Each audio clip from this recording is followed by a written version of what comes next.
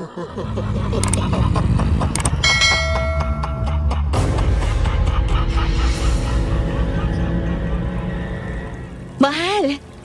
Dito, bilis! Tingnan mo, may nakita ko dito, ang dami. Pati nga? Ha? Naku, oo nga. Tsak na malaki-laki ang kikitain natin ngayon. Kinuha nila ang 2 pangsala at nilagay doon ang magkahalong lupa, bato at buhangin. Pagkatapos ay inalog-alog yun hanggang sa lumabas ang mga nakatagong piraso ng ginto. Ang kwento nila, mula daw sa kalapit na minahan ng mga yon, nakasamang inagos at tinangay ng tubig mula sa batis. Sandali, pupunta pa ako dun sa banderon. Mahal, mag-iingat ka sa mga bato ha. At baka madulas ka. Ayun! Meron pa dito! Mahal, ang dami na nating napupulot. Lord, salamat po nito. Kapag naibenta na natin itong mga ginto, mahal, kailangan nating ibalik ang 10% ng ikapos sa Panginoon ng kahit anong kikitain natin dahil siya naman ang nagbigay nito lahat. Tama ka, mahal. Mula noon, kahit dumarating ang araw na medyo nagigipit tayo, ay hindi pa rin tayo pinababayaan ng Panginoon. Sana nga ipakinggan na rin niyang dasal natin na mabigyan ng anak. Sa kanyang takdang panahon, mangyayari yan. Magkakaanak na rin tayo. Patuloy sa pamumulot ng ginto si Lynette at Wilson hanggang sa hindi nila namalayan ng takbo ng oras. Nang marami-rami na silang nakuhang ginto, agad nila yung binalot sa tela at nilagay sa bag. Nang lumingon sila sa paligid ay saka nila napansin na nag-aagaw dilim na. Mahal, halika na, umuwi na tayo. Malapit ng gumabi. Alam mo naman, may nababalitang gumagalang aswang dito. Oo nga. Nalibang ako ng gusto eh. Naririnig mo ba yun? Oo. May baby. San kaya yun? Baka may nagtapon ng baby sa kakahuyan. Wala naman siguro. Baka naman naandyan ang magulang niya. Halika na. Ngunit habang palayo sila ng palayo, ay hindi humihinto ang iyak ng sanggol. Si Lynette naman ay hindi mapakali at patuloy na nababahala. Nag-aalala sa kalagayan ng munting anghel na yun. Nang hindi makatiis, ay hinawakan niya ang braso ng asawa. Mahal, hanapin natin yung bata. Baka mapahamak tayo niyan eh. Titingnan lang natin. Kapag nasiguro naman na nandyan ang magulang niya, aalis na tayo agad. Sigurado ka? Oo, halika na, bilis. Baka kumapa ng bata. Hinanap nilang 2 ang sanggol sa buong paligid hanggang sa dinala sila sa paghahanap sa loob ng kakahuyan. Biglang nahablot ni Lynette ang damit ni Wilson nang may makita sa di kalayuan. Sa ilalim ng isang puno, naroon ang isang sanggol. Nakabalot ng kulay puting tela at may nakapulupot na buntot pagi sa bewang nito. Ayun, mahal. Yung bata nasa ilalim ng puno. Walang ibang tao sa paligid. Diyos ko, sino walang pusong ina ang nag-iwan dito sa bata? Halika, lapitan natin. Sandali lang. Bakit? May ahas. Ha? Ayun sa itaas. Nakapulupot sa sanga. Diyos ko, ang bata. Mahal, baka tuklawin siya. Ayun na, bumababa na siya. Gumawa ka ng paraan. Yung tanglad na napitas natin kanina habang naglalakad tayo papunta dito. Oo, eto. Chumi! Oh, layas! Dumampot ng malaking kahoy si Wilson bilang pangdepensa at winasiwas ang tanglad para hindi makalapit ang ahas. Mabisa daw kasing pantaboy yun sa ahas, habang si Lynette naman ay maingat ngunit may pagmamadali na dinampot ang bata.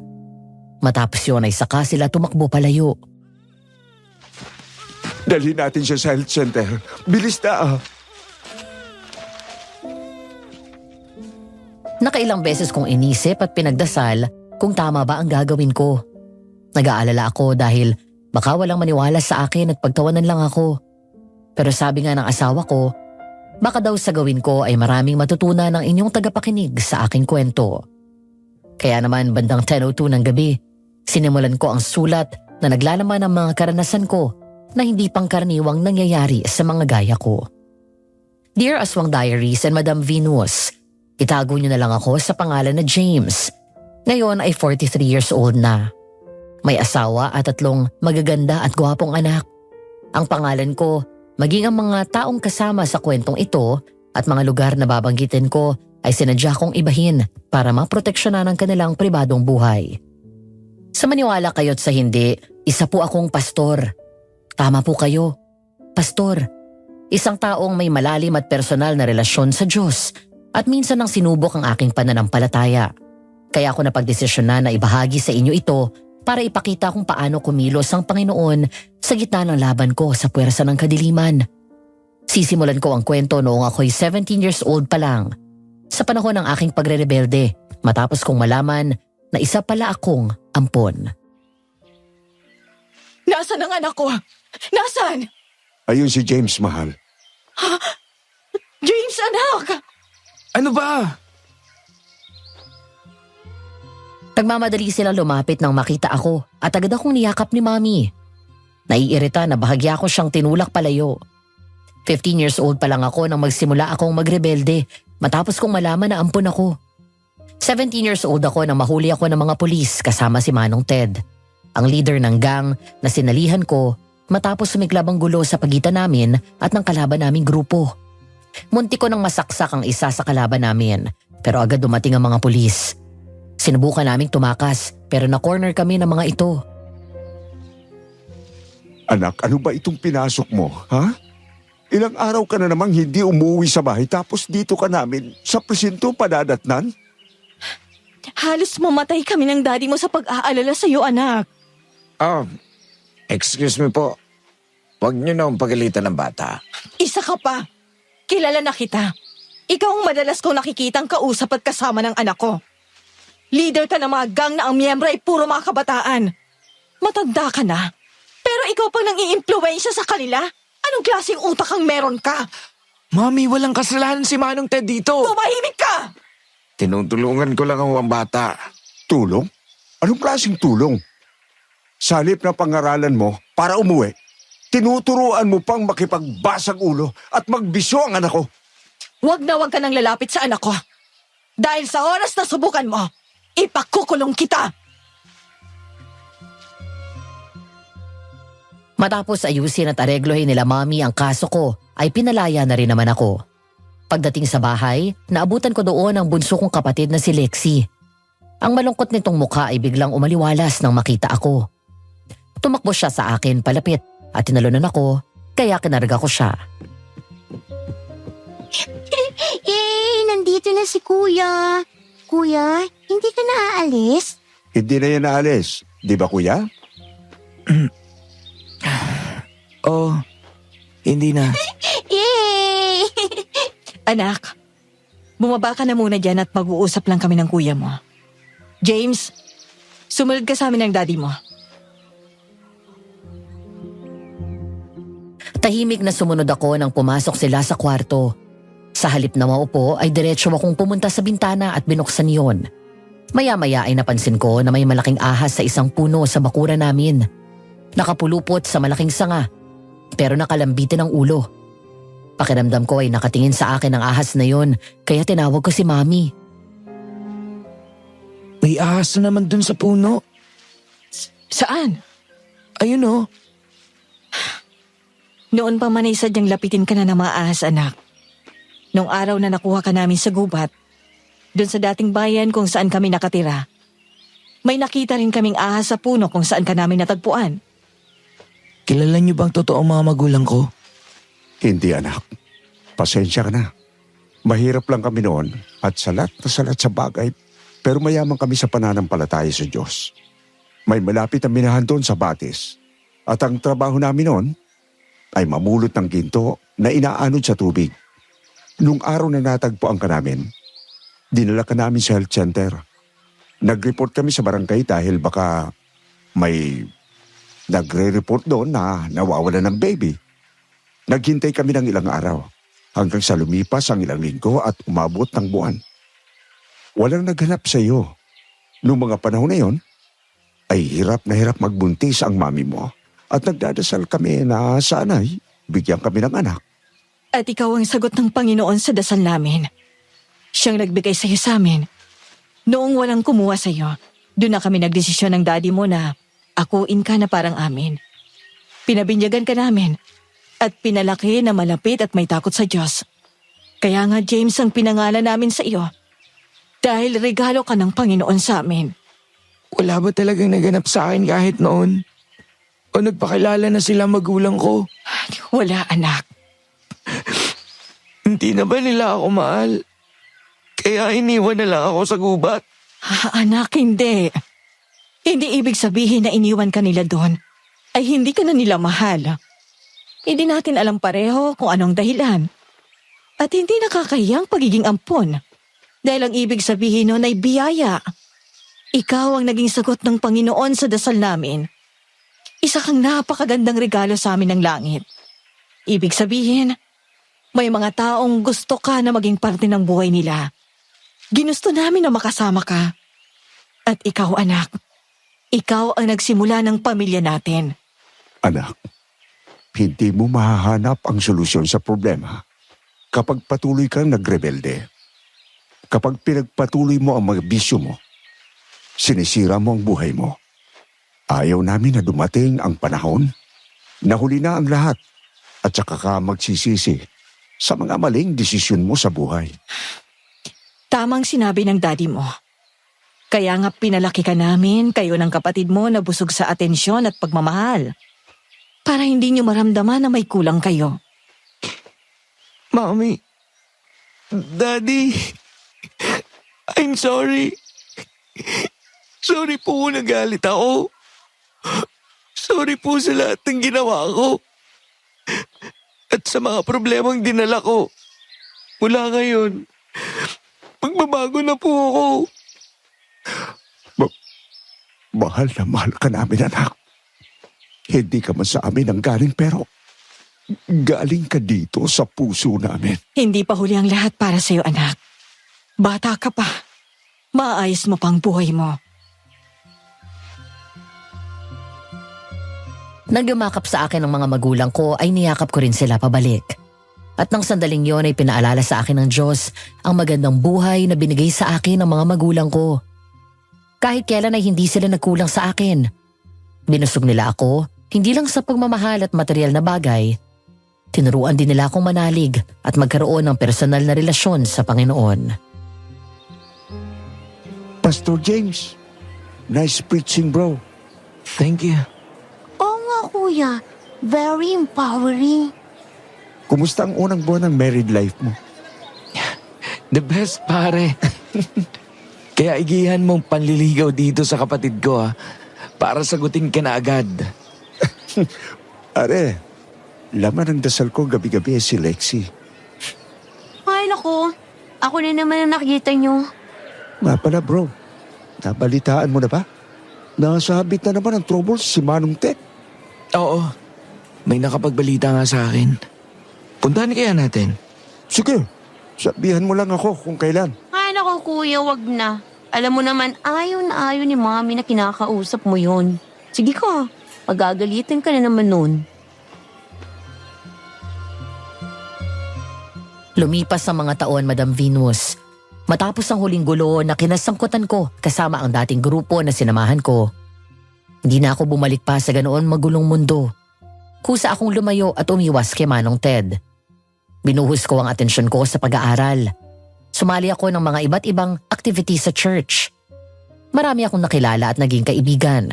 Kasama na doon si Fern, isang bank teller at ang babaeng pinakasalan ko. I renewed my faith in God and never turned my back on Him again. As early as 22 years old, when I received my calling to be a pastor, nung una hindi ako makapaniwala. Ako, isang dating miyembro ng gang, magiging pastor? Magpipreach? Naisip ko agad noon baka walang makinig sa akin. Pero doon ko na-realize na ang past natin ay magiging great testimony mo on how God changed your life. Babe, sabi nila mami, doon na daw tayo mag-lunch sa bahay. Sige, wala naman akong scheduled meeting buong araw. Halika, Toby. Sama ka. Mula sa church ay umuwi muna kami ni Fern sa bahay. Ilang bahay lang din naman ang layo nito sa bahay nila mami. Kaya naman pinarada muna namin doon ang kotse at nagbaba ng mga gamit. Habang nagbibihis kami ng pambahay, malambing akong lumapit sa misis ko at yumakap sa kanya. Oh, bakit ka biglang naglambing? Wala naman. Masaya lang ako. Hanggang ngayon, hindi pa rin ako makapaniwala na asawa na kita. Nasaksihan mo lahat ng pinagdaanan ko. Pati yung pinaka-worst na version ko, pero eto, tinanggap mo pa rin ako. Bakit naman hindi? Di mo ba alam? Ang nakaraan mo at lahat ng imperfection mo sa buhay, yun ang humubog sa James na kaharap ko ngayon. Kasama yun sa minahal ko sa'yo. I love you, baby. I love you more. Niyakap ko si Fern at masuyong hinalikan sa labi. Matapos kong maglambing sa kanya, ay pinagpatuloy ko na ang pagbibihis. Hanggang sa may napansin ng asawa ko sa labas nang hawiin niya muli ang kurtina sa may bintana. Babe, tingnan mo yung ahas dun sa puno oh. Nandun na naman. Di ba kinuha na yan ng mga taga-barangay? Baka iba na yan. Ba't pa palagi na lang may ahas dito? Ang sabi nila, Mami, lapitin daw talaga ako ng ahas. Parang bantay ko na. Nakakilabot na bantay naman yan? Oh, nawala yung ahas. Sumuot sa talahiban. Naku, hayaan mo na yan. Halika na. Punta na tayo kila Mami. Sinunod naman ako ni Fern at agad kaming pumunta kila Mami.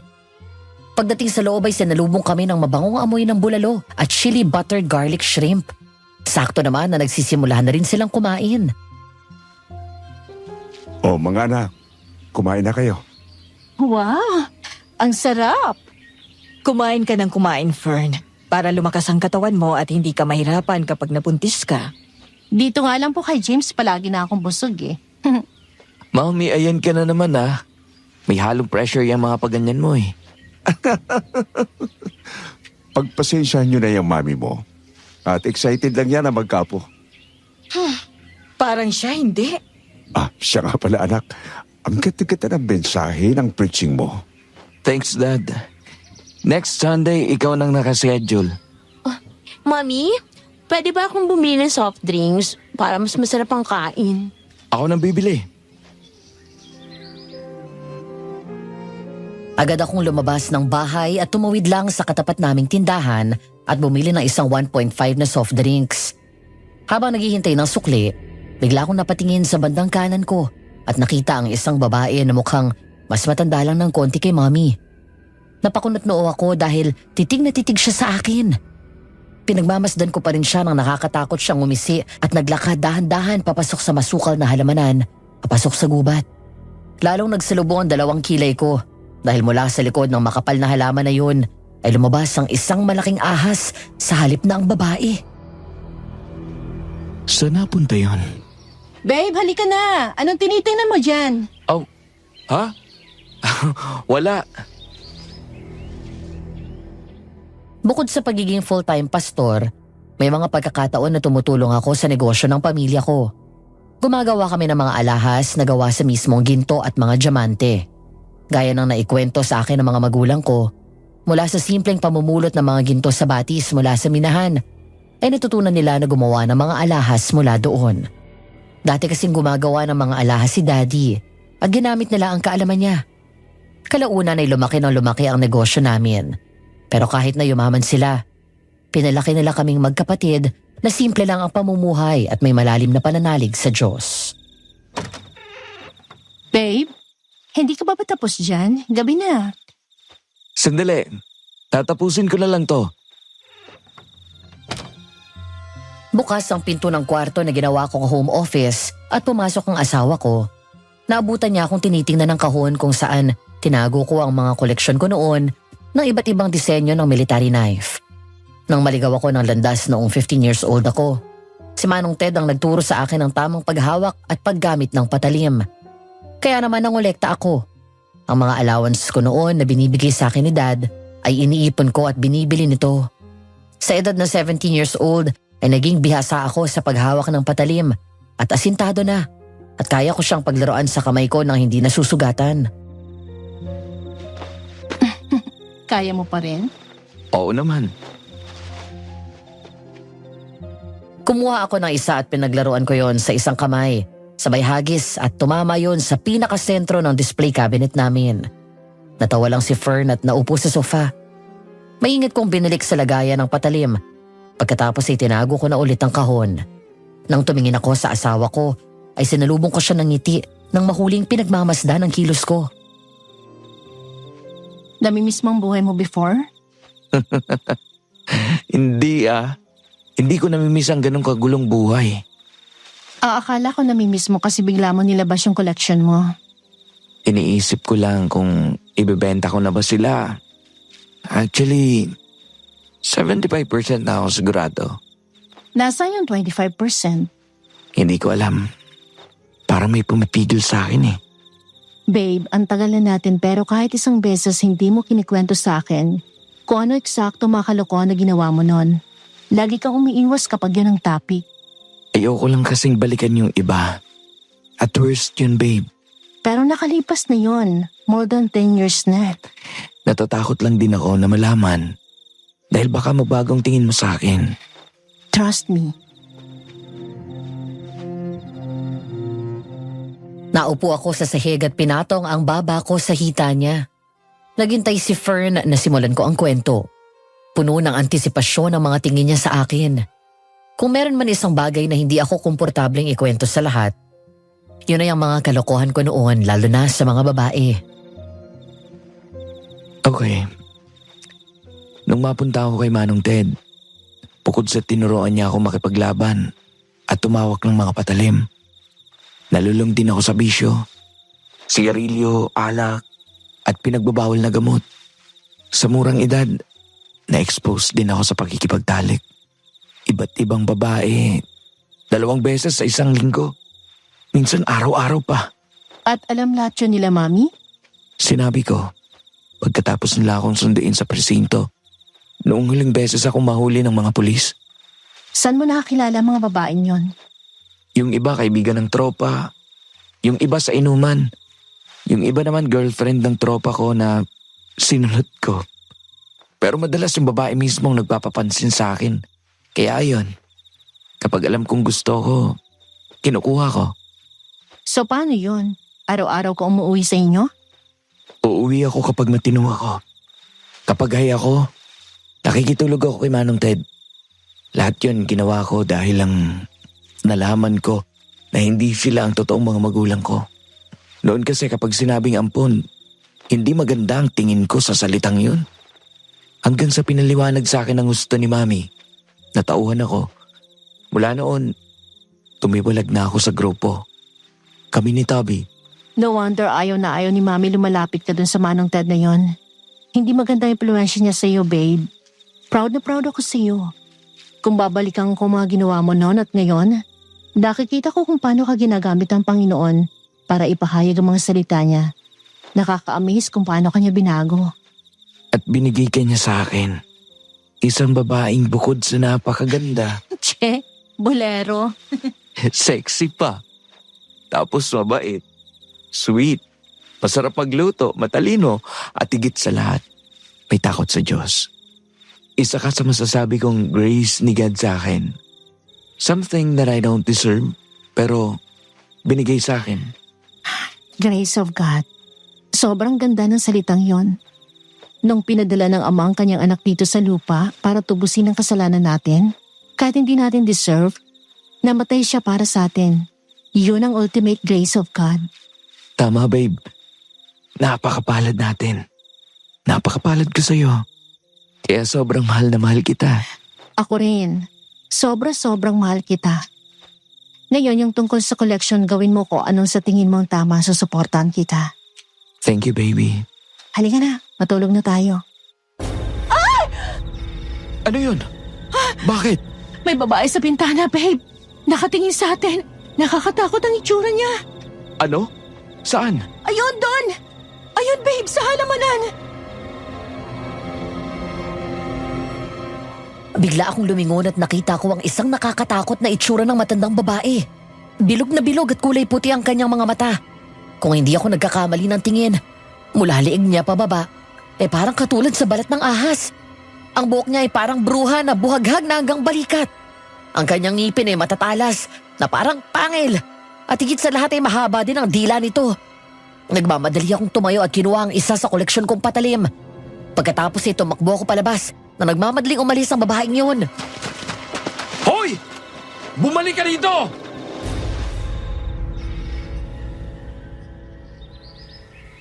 Kinaumagahan matapos kong ihatid si Fern sa trabaho, ay umuwi muna ako sa bahay para asikasuhin ang business namin. Pareho kaming graduate ng business ad ng kapatid ko na si Lexi. Bago ako maging pastor, ay ako ang kanang kamay ni Daddy sa trabaho. Pero nang magdesisyon ako mag full-time pastor, tumutulong na lang ako sa kanila kapag may oras. Ngayon ay nasa production ako. Isa ako sa nagdidisenyo ng mga alahas. Kapag inaprubahan nila Mommy, ay saka yung ipapasa sa mismong gumagawa. Mami, nabasa niyo na yung email ko? Oo anak, kanina lang pagkagising ko. Kumusta naman? May nagustuhan ba kayo? Yung dalawa sa bracelet design na pinadala ko, idea ni Fern yun. Ang gaganda anak. Inaprubahan ko na at pinadala sa main designer natin. Nasaan si Dad? Pumunta sa warehouse. Nga pala, Mami. Naniniwala ka ba sa aswang? Aswang? Anak, ang mga aswang ay parte lang ng imahinasyon ng ibang tao. Hindi sila totoo. Alam mo kung anong totoo? Kung saan ka dapat matakot? Sa mga demonyo, masasamang espiritu, sila ang totoo. Pero paano kung meron? Well, nung dun pa kami nakatira ng daddy mo sa Lumoyan, kung saan ka namin nakuha, may mga balita noon na may aswang daw sa baryo na yon. Pero kahit kailan, wala naman akong nakita o never silang nagpakita sa amin. Teka, bakit mo ba tinatanong yan? Naupo ako sa bakanting silya na nasa harap ng kinauupuan ni Mommy. Malamig ang simoy ng hangin doon sa bakuran. Payapa ang paligid, pero ang damdamin ko ng mga sandaling yon ay may bahid ng takot. Kasi, Mami, parang may nakita kong aswang kagabi. Saan? Sa bahay. Si Fern ang unang nakakita. Nakatayo sa bintana at nakasilip sa amin. Anong itsura? Babae siya, mukhang may edad na eh. Tapos nakakatakot ang mukha niya. Puro puti lang yung mata niya. Hanggang dito sa balikat ng buhok. Tapos may pangil.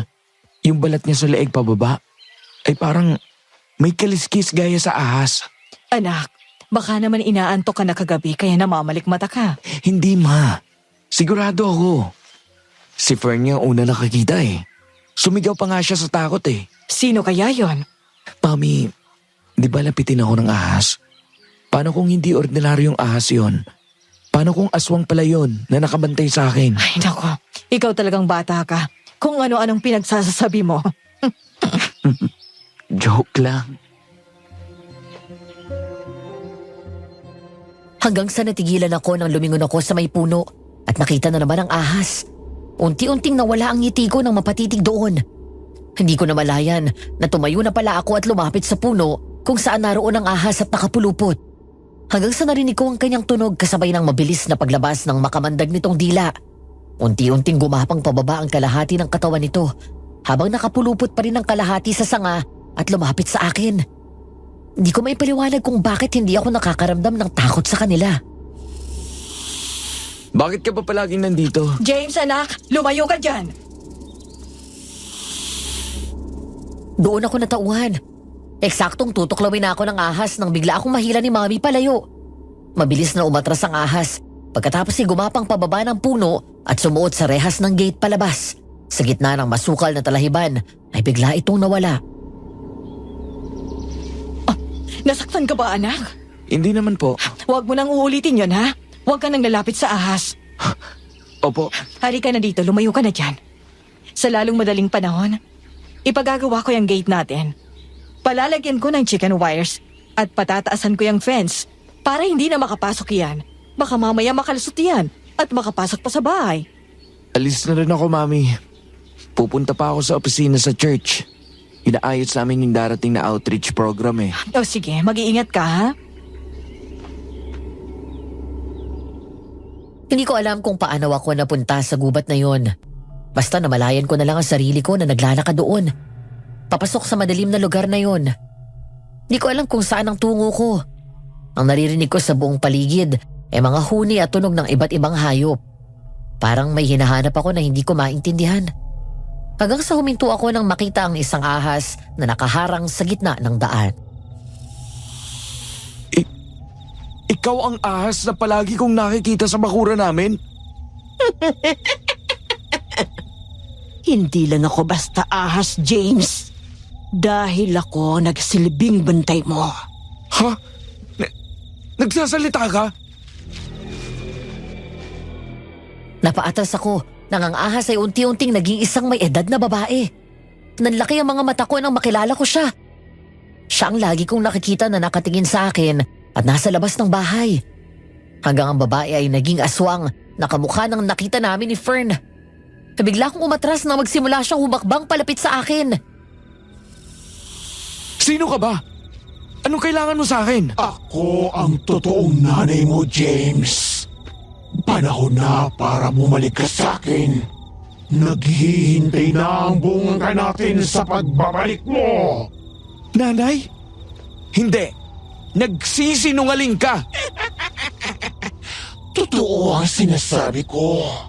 Ako ang totoong nanay mo. Kung ikaw ang nanay ko, bakit ganyan ang itsura mo? Dahil ito ang tunay kong anyo. At ito ang totoo mong pagkatao. Isang aswang. Hindi! Hindi totoo yan! Hindi ako aswang! Isa akong alagad ng Diyos! Hindi!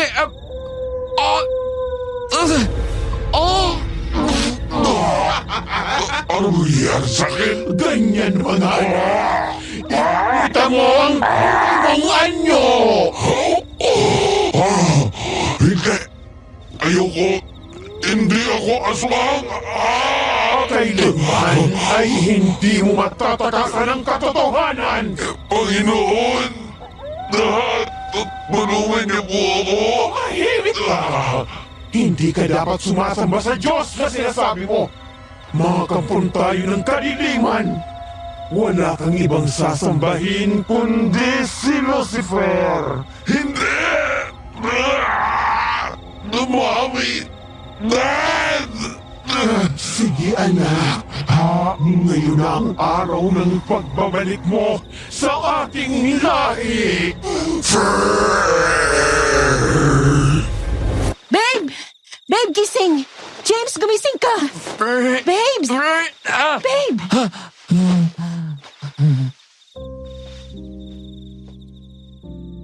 Nang bumalikos ako ng bangon, doon ko lang nakita na naroon ako sa kwarto namin. Lumingon ako sa katabi ko at nakita ko ang asawa ko. Alalang-alala sa akin at panayang punas ng pawis sa mukha ko. Binabangungot ka. Tinatawag mo kami nila mami tapos sigaw ka ng sigaw. Tapos bigla nag-ibang boses mo para naging boses sa limaw. Babe, nakita ko, may babae. Yung ahas naging mata ng babae. Tapos naging aswang siya. Sabi niya, siya daw ang nanay ko. Tapos naging aswang din ako. Babe, makinig ka sa akin. Panaginip lang yun. Hindi totoo yun. Anak ka ng Diyos. Hindi kailanman mangyayari yun. Nanginginig sa takot ay niyakap ako ni Fern at hinagod ang likod ko. Habang ginagawa niya yon, ay nagdadasal siya at yun ang unti-unting nakapagpakalma sa akin. Nang masiguro niya na nasa maayos na akong kalagayan, ay saka siya lumayo sa akin at hinalikan ako sa labi. Okay ka na? Oo. Sandali, kukuha lang kita ng tubig. Nagmamadaling lumabas ng kwarto si Fern at pumunta sa kusina. Habang nakatalikod siya at nakabukas ang ref, napakunot noo ako nang may makita ako mabilis na aninong dumaan sa harap ng pinto ng kwarto. Mabilis na kumabog ang dibdib ko at biglang nanindig ang balahibo sa mga braso ko. Maaring namalikmata lang ako, pero hindi mawala ang kabang nararamdaman ko. Babe, matagal ka pa dyan? Halika na dito. Oo, nandiyan na! Nang isarado ni Fern ang pinto ng ref at pagharap niya, bigla siyang sumigaw ng malakas. Umatras sa kaya nabitawan ng baso at nabasag yun. Mabilis akong tumalon sa kama at tumakbo palabas. Nanlaki ang mga mata ko nang makita ang isang nilalang. Malaki at matangkad siya.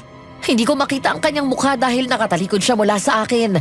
Nang lumingon ang nilalang na yun, bigla akong napaatras nang makita ang pamilyar nitong mukha.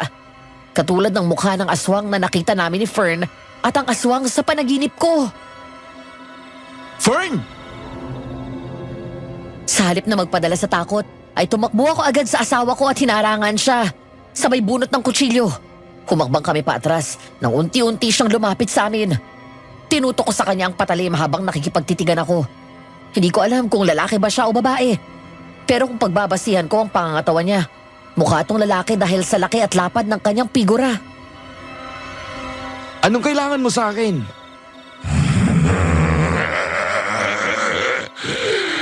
Narito ako para wakasan ang parating na paghihirap mo. Ano? Hindi kita maintindihan. Isuko mo sa akin ang buhay mo kung ayaw mo magsisi sa bandang huli. Sa Diyos ko lamang isusuko ang buhay ko at hindi sa kahit sinong demonyo na gaya ninyo. May sisisi ka kapag hindi ka nakinig sa akin. Lumayas ka dito sa pamamahay ko! Panginoon, alam ko na naririnig mo ko. Tulungan mo ko. Ilayo mo kami sa kapahamakan. Save us, Lord. Kung ayaw mong maniwala sa akin, ikaw ang bahala. Pero kailangan mong mamatay dahil kapag natupad ang plano ng kapatid ko, Jack, mawawalan ako ng posisyon sa lahi namin. Walang pwedeng ibang mamuno sa angka namin kung hindi ako lang. Fern! Takbo! Biglang dumapa si Fern at mabilis na gumapang palayo. Bago pa ako malapitan ng aswang ay mabilis kong sinipa ang mesa. Kinagat ko ang kutsilyo sa likod ng talim nito at tinulak yon hanggang sa mapasandal siya sa pader. Gamit ang mesa ay inipit ko siya ng husto. Nagwala ang aswang at pilit akong inaabot. Hanggang sa manaigang lakas nito at nagawa niyang itulak pabalik sa akin ang mesa. Agad kong kinuha ang kutsilyo sa bibig ko, sabay talon sa ibabaw at malakas na sinipa ang aswang. James! Doon sa kwarto! Huwag kang lalabas hanggat hindi ko sinasabi! Mag-iingat ka, James! Habang nakikipambuno ako sa aswang, biglang may naisip si Fern at kahit nanginginig ang kamay sa takot, ay naghanap daw siya sa internet ng panlaban sa aswang. Doon niya nakita ang asin at bawang, kaya nagmamadali niyang binuksan ulit ang pinto at muling lumabas. Nang mga sandaling yun ay naabutan niya akong halos nakahiga ang kalahati ng katawan sa mesa, habang hawak ko sa may pulso ang aswang at pinipigilan na masugatan ako ng mahaba niyang kuko. Sa kabilang kamay naman, ay hawak niya ako sa pulso para pigilan ako na saksakin siya. Hindi ako magpapatalo sa tulad mo! Nagkamali ka ng kinalaban! Alam na alam ko ang mga kilos mo, kaya kayang-kaya kitang patayin, lalo na ang asawa mo. Huwag mong idadamay dito si Fern! Dahil hindi ko pagsisisihan, napatayin ka! Talaga, ang isang alagad ng Diyos na kaya mo papatay.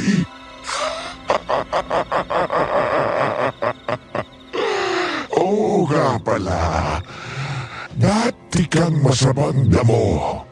Kaya huwag ka na magkunwari at magtago sa bagong persona na pinapakita mo. Dahil pareho lang tayo. May dugo ng demonyong nananalaytay sa mga ugat natin. Hindi tayo magkatulad. Kung ano man ang nakaraan ko, hindi yun ang magsasabi kung ano ako ngayon. Matagal ko nang tinalikuran ang dati kong buhay. Humingi na ako ng tawad sa Diyos at pinatawad niya na rin ako.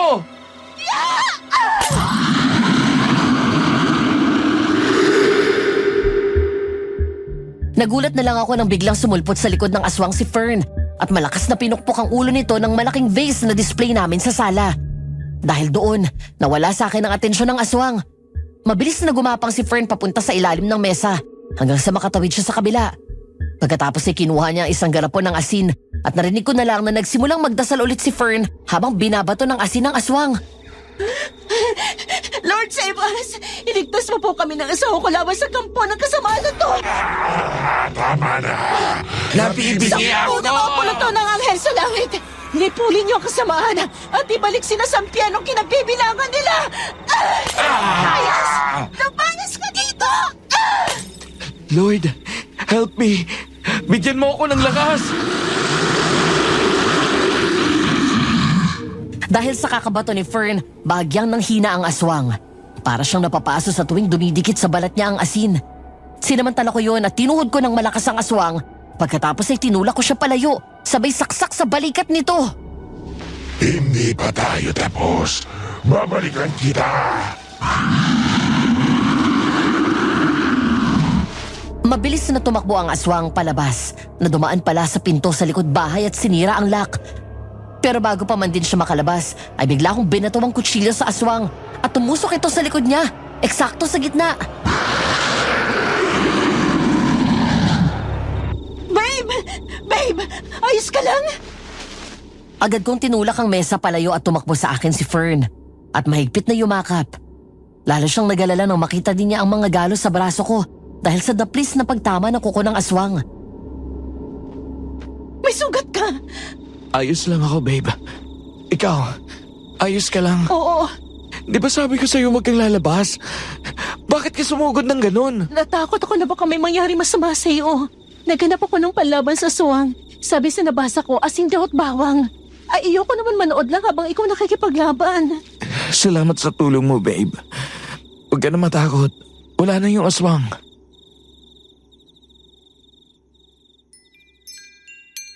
Linggo ng tanghali matapos ang church service. Habang nasa taas pa ako kasama si Fern at nakikipag-usap sa mga tao na lumalapit sa akin para humingi ng personal na prayers sa kanilang pinagdadaanan sa buhay. Sila mommy at daddy naman ay nauna na umuwi sa amin. Ang kwento pa nila, naglalakad na sila sa parking lot papunta sa pinaparadahan ng kotse nang may isang babaeng lumapit sa kanila. May edad na rin ito sa tansya nila at halos hindi nalalayo sa edad ni mommy. Nakasuot ng itim na damit at may nakapatong na belo sa ulo. Para daw itong makikipaglibing sa ayos nito. Nakangiti pero may hatid na kilabot ang mga ngiting yon at kakaibang talim at bagsik kapag tumingin. Magandang araw. Magandang araw, Dino. May paglilingkod ba kami sa inyo? Opo.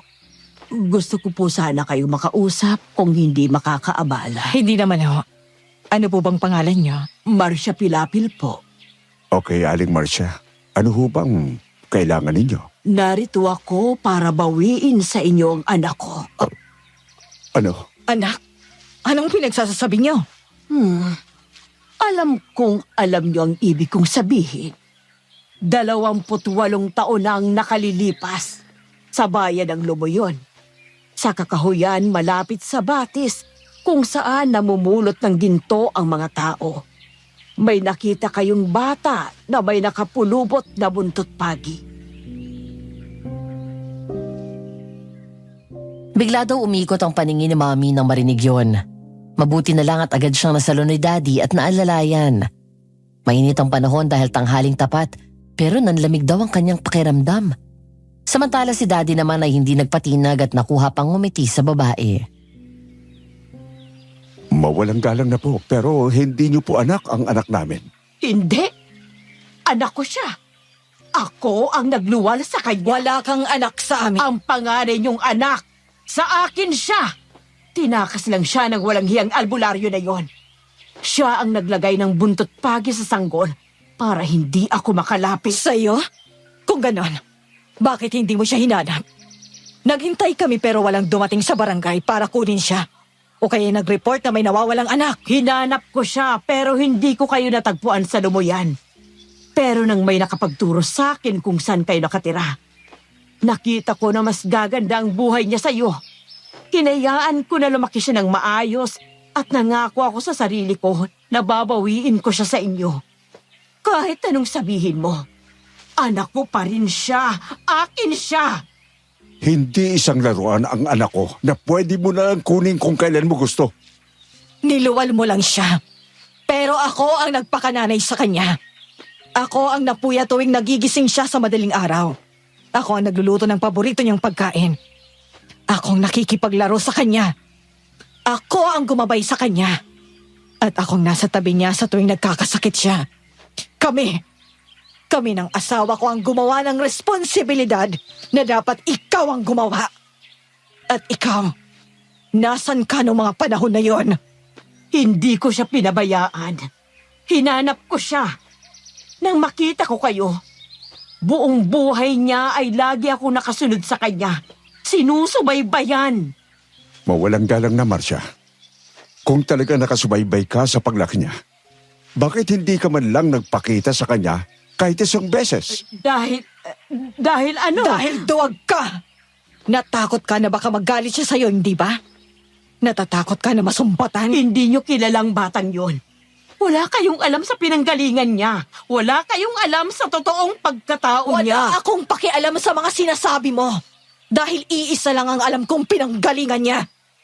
Mula siya sa Panginoon. At siya, isa siyang biyaya mula sa langit. Halika na, Lene. Sandali lang. Ibalik niyo ang anak ko. Hindi niyo matatakasan ng katotohanan. Magsisisi kayo! Nang hapon na yon nang pumunta ako sa bahay nila Mami, kapansin-pansin ang bigat ng dating sa loob. Hindi natural ang katahimikan ng paligid.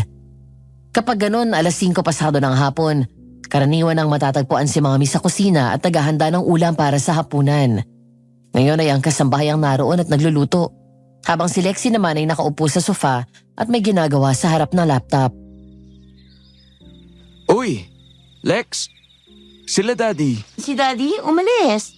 May bibilhin daw sandali sa palengke. Si Mami naman nasa kwarto niya. Sumadaw ang pakiramdam. Ha? Bakit hindi mo sinabi agad? Ayaw yung ipasabi. Huwag na daw kitang abalahin. Ang weird nga ni Mami kanina pa eh. Ang saya-saya pa kaya niya sa charts. Tapos pag uwi ko dito, ayun, malungkot na siya. Tapos halatang bagong iyak. Pati si Daddy tahimik. Hindi ba sila nag-away? Tinanong ko si Manong kanina, hindi naman daw. Sige, ako na bahala. Pupuntahan ko lang si Mami. Nang makalapit ako sa pinto ng kwarto ay agad akong kumatok ng marahan. Hindi sumagot si Mami kaya dahan-dahan kong pinihit ang doorknob. Pagbukas ko ng pinto ay nakita ko siyang nakapikit habang nakahiga sa kama. Napangiti na lang ako dahil alam ko na nagtutulog-tulugan lang siya. Lumapit ako sa kanya at nahiga sa tabi niya. Ma'am, alam ko may problema ka. Ano nangyari? Wala. Mami, alam mo na hindi ka makakapagsinungaling sa akin. Wala, anak. Namimiss lang kita. Namimiss ko yung mga oras na nandito ka lang sa bahay. Yung lalabas ako tapos nandun ka lang sa sala. Mami, kung makapagsalita ka naman parang ang layo ng bahay ko, ilan lang ang pagitan natin, no? Kahit na. Ay, ang mami ko naglalambing. Natatakot lang ako, anak. Paano kung mawala ka? Hindi ba ako mawawala, Mi? Matagal pa yun. Paano kung iwan mo ko? Mami, ano ba talaga nangyari? Doon bumangon si Mami at tuluyan ang napaiyak. Ako naman ay gulong-gulo ng mga sandaling yon. Hanggang sa pumasok si Lexie at sinamahan ako. Hinawakan ko ang kamay ni Mami at pinahid ang mga luha niya. Nangako ako sa sarili ko na pagkatapos ng mga nangyari noon sa iyo, na hindi na ako maglilihim pa sa iyo. Kaya kahit may takot akong nararamdaman, sasabihin ko na rin. Tungkol saan? May babaeng lumapit sa amin ng daddy mo kanina. Nagpakilala siya na siya daw ang nanay mo. Tumanggi nga kami dahil ang akala namin ay nanluloko lang.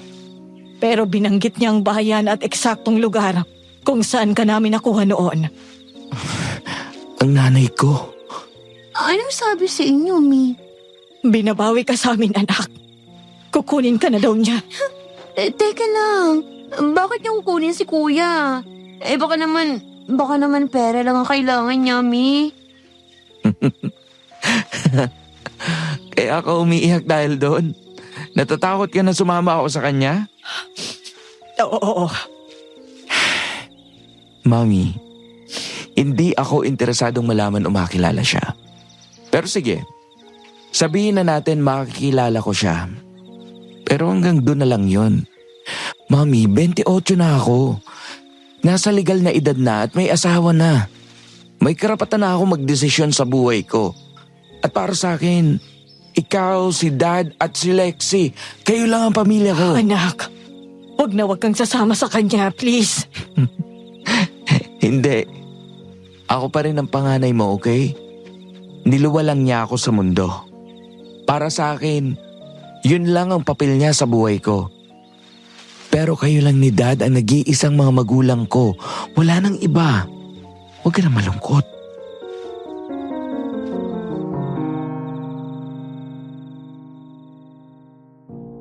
Isang Sabado ng hapon, habang naglalakad ako pabalik sa opisina ng simbahan namin kasama si Toby, nakwento ko sa kanya ang tungkol sa panaginip ko, maging ang biglang pagsulpot ng biological mom ko.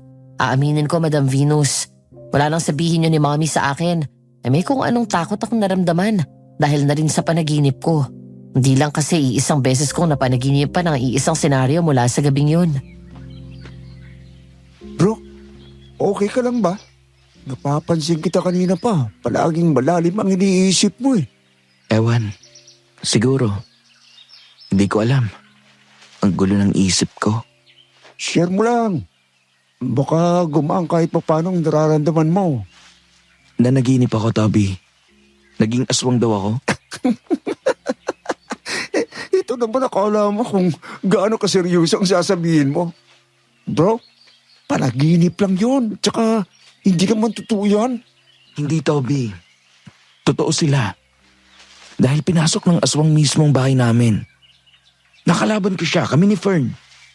Seryoso? Teka. Yung mga sugat mo sa kamay at braso, na napansin ko, galing ba yun doon? Oo. Nang gabing yun, doon ko na panaginipan na naging aswang ako tapos few days later, may lumapit kay Mami. Nagpakilala na siya daw ang nanay ko at binabawi ako. Mabigat nga yan. Mula noon, palagi na yung gumugulo sa isip ko. Hindi ko rin alam. Parang may pinapahiwatig sa akin yung mga panaginip ko. Kaya palagi kong pinagdadasal to. Huwag ka mag-alala, bro. God is with you. Hindi ka niya pababayaan. Kung hinayaan kanyang malagay sa ganyang sitwasyon, ibig sabihin niyan, siya rin ang gagawa ng paraan para malagpasan mo yun. And I pray you still find peace sa gitna ng lahat ng mangyayaring ito. Thanks, man. Appreciate that. Napangiti ako sa sinabi ng kaibigan ko. To tell you more about Toby, Madam Venus, our friendship goes all the way back. Nung panahon na nagre-rebelde pa ako dahil ganun din siya. Galing sa mayamang pamilya, pero hindi siya pinapansin ng kanyang mga magulang. Nakilala ko siya sa grupo namin ni Manong Ted hanggang sa naging magkaibigan kami. Magkasama kami na gumawa ng kalokohan, papabisyo man o sa babae. Magaling din siya sa pakikipaglaban, kaya nang ibigay ko ang buhay ko sa Panginoon at talikuran ng dati kong buhay. Hindi ako pumayag na hindi ko siya kasama at kalaunan nga ito malikod na rin siya at sumama sa akin. Ngayon nga ay kakasagot pa lang sa kanya ni Lexi at opisyal ng boyfriend niya. Dahil sa dami ng pinagdaanan namin bilang magkaibigan, komportable ako sa kanya na sabihin lahat ng problema ko. Samantala pinagpatuloy namin ang paglalakad, dala ang kape na binili namin at mga pastries na iuuwi ko kay Fern. Hanggang sa may isang babae ang lumapit sa akin. James? Ako nga po. Sino po sila? Marcia. Ako si Marcia. Ako ang nanay mo. Po? Anak.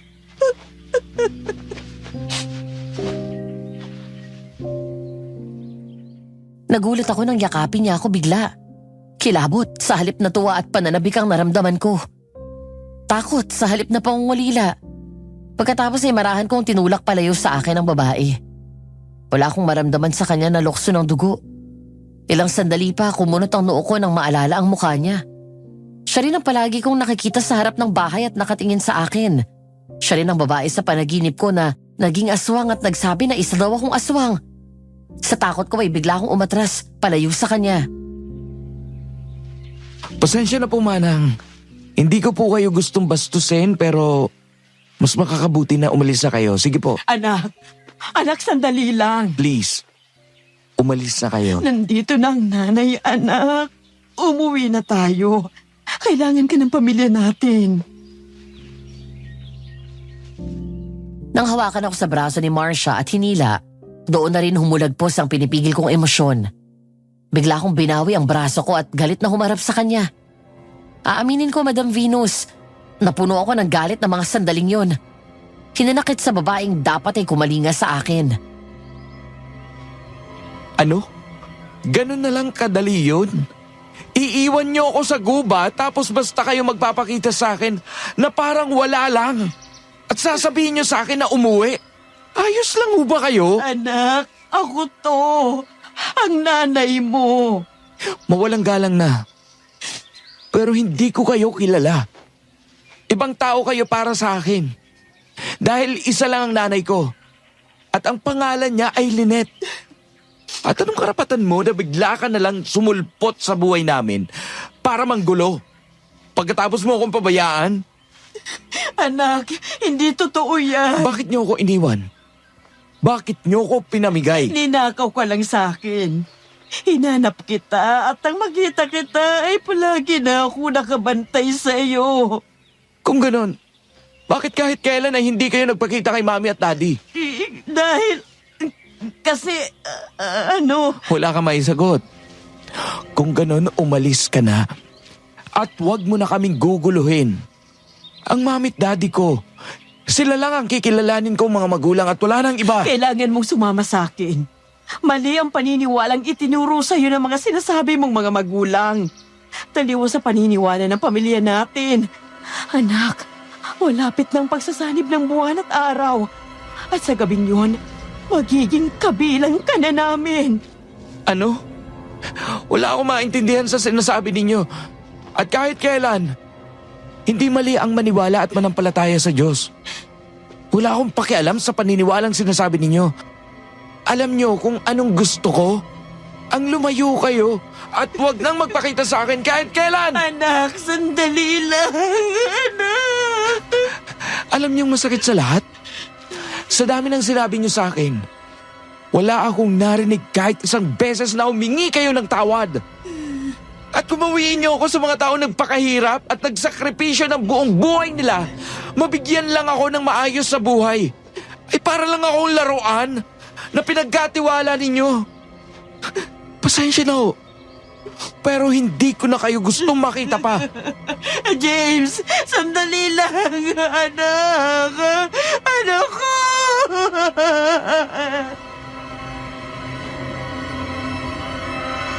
Matapos yun ay tumuloy na kami ni Toby at bumalik sa opisina. Binalikan ko ang panaginip ko at ang mga sinabi ng babaeng yon. May pagkakatugma ang sinabi niya. Nang mga sandaling yon ay pumikit ako at nagdasal. Matapos unti-unting nagiging malinaw ang gustong iparating sa akin ng mga nangyayari. Dahil sa pagdating ni Marcia ay nagulo ang isip ko. Kaya naman nagdesisyon akong umuwi na lang. Paglabas ng kotseng minamaneho ko sa basement parking, nakita ko si Marcia na naroon pa rin sa labas ng gusali. Nakita niya ako na nasa loob ng kotse. Sumunod siya ng tingin at hinabol ako, pero hindi ako huminto. Dumiretso ako sa bahay nila mami kung saan naroon din ang asawa ko. Oh, Fern, nariyan na palang asawa mo. Baby! Hi baby! Kumusta ang araw mo? Okay naman. Nag-coffee lang kami ng mga hinandel ko na leaders tapos nag-Bible study saglit then nag-mall kami. Ibinili kita ng favorite pastries mo. Nasa bahay. Wow, thank you baby. Hi mami. Dad, musta? Ayos lang naman kami, anak. Ayan.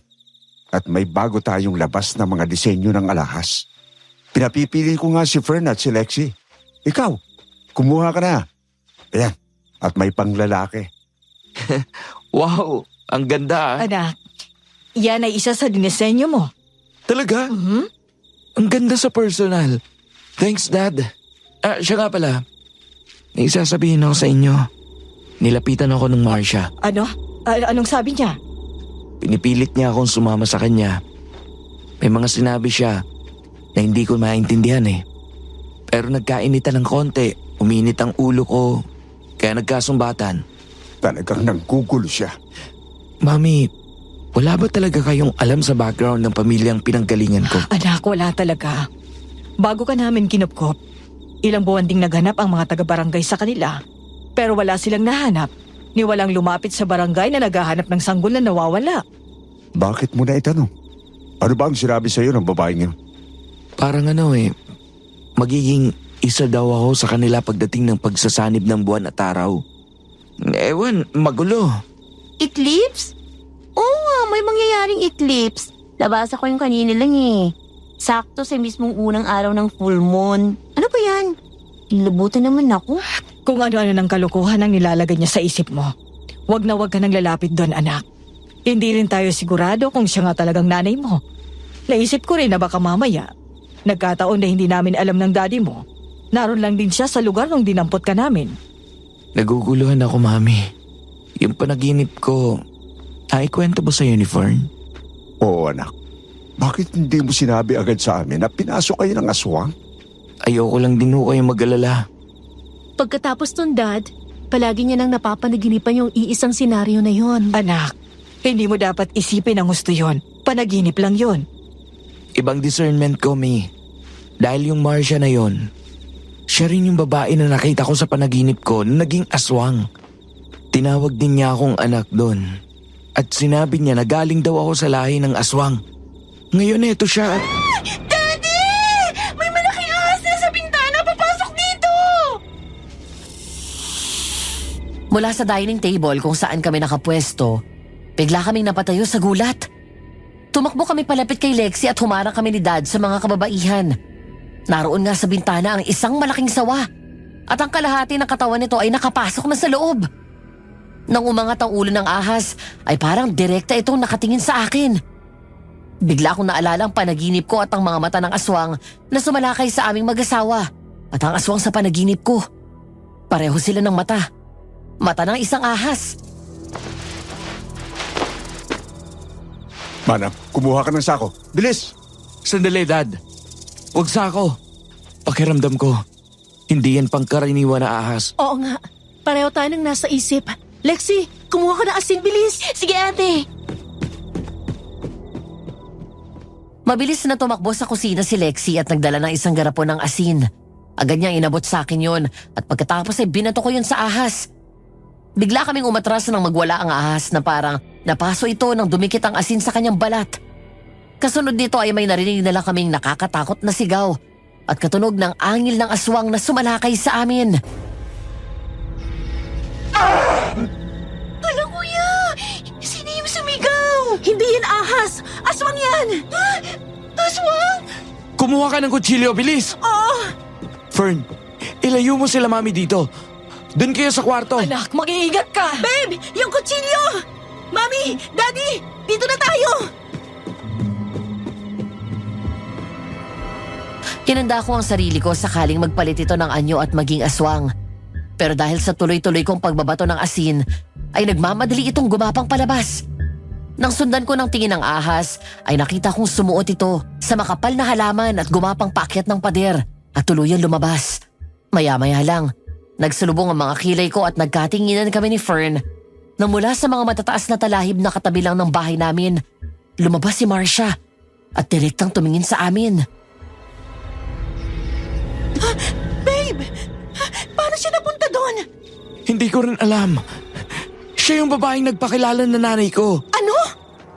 Anak, may kilala akong makakatulong sa atin. Sino? Si Manang Hilda. Isa siya sa kasama sa Bible study group ko. Dating albularyo yon. Minsan na niyang nabanggit sa akin na dati daw siyang gumagawa ng kung ano-anong pangontra at anting-anting laban sa aswang. Pagdating niya galing sa probinsya, kakausapin ko siya. Isang gabi matapos ang trabaho niya sa bangko, dumiretso si Fern at nakipagkita sa isang kaibigan na taga-church. Habang ako naman ay nasa bahay ng mga sandaling yon. Kahit nasa computer ang mga mata at atensyon ko, hindi mawala sa isip ko ang koneksyon ng panaginip ko at ang sinabi ni Marcia. Nakaramdam ako ng takot, Madam Venus. Paano kung totoo ang panaginip ko? Paano kung totoo ang hinala ko na galing ako sa pamilya ng aswang? Paano kung isa akong aswang? Anong gagawin ko? Tatanggapin ko na lang ba ang katotohanan? Dahil sa gulo ng isip ko, pumikit ako at huminga ng malalim. Pagkatapos pinagpatuloy ko na lang ang pag-scroll sa newsfeed ng social media ko. Napahinto ako ng may madaanan na Bible verse na nagpakalma sa puso at isip ko. Romans chapter 10 verse 9. If you declare with your mouth, Jesus is Lord, and believe in your heart that God raised him from the dead, you will be saved.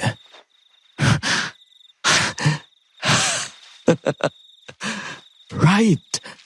Ang galing mo talaga, Lord. Alam mo yung tumatakbo sa isip ko. Kahit hindi ako magsalita. Tama. Bakit nga ba ako matatakot? Nasa puso kong Panginoon. Ginagabayan ako ng kanyang banal na espiritu. At higit na mas malaki at mas makapangyarihan ng Diyos na sinasamba ko. Dahil doon ay napanatag ang puso ko. Naghihintay lang ako ng text ni Fern para sunduin ko na siya sa restaurant kung saan sila nagkita ng kaibigan niya. Dahil naiinip na rin ako, naisip ko na umalis na at hintayin ko na lang siya doon. Matapos, kaya sinutdown ko ang laptop at kinuha ang susi ng sasakyan at wallet ko. Palabas na ako ng bakuran namin nang matigilan ako at agad na paatras. Nang paglingon ko ay nahagip ng tingin ko ang malaking bulto ng katawan na nakatago sa dilim. Anong ginagawa mo dito? Huwag kang mag-alala. Hindi ako naparito para guluhin ka. Narito ako bilang isang kaibigan. Anong kailangan mo? Alam kong ginugulo ka ni Marcia. Ang tunay mong ina. Kilala mo siya? Kilalang kilala. Kilala ko rin ang pamilya niya. Ang pamilya na pinanggalingan mo. Sagutin mong tanong ko. Aswang ba si Marcia? Tama. Aswang nga siya. Alam mo na sigurong ibig sabihin nun. Pero hindi yun na mahalaga. Kailangan mong magmadali. Dahil kapag nahuli ka ng dating, tiyak na hindi mo na maabot ang buhay ang asawa mo. Ano? May masamang balak si Marcia sa buong pamilya mo. Gusto niyang patayin ang lahat ng taong nakapaligid sa iyo. Nang sa ganon, kapag wala na sila, tatalikuran mo na ang pananampalataya mo sa Diyos na sinasamba mo. Kapag wala ng buong pamilya mo, mapipilitan kang sumama sa kanya at uumpisan niya sa pagpatay sa asawa mo.